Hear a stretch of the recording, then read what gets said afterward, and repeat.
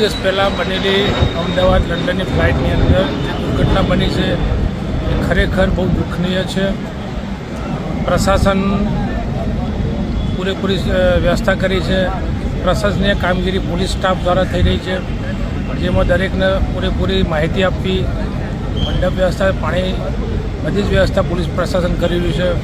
ખૂબ જ પ્રશંસનીય કામગીરી પોલીસ પ્રશાસન કરી રહી છે.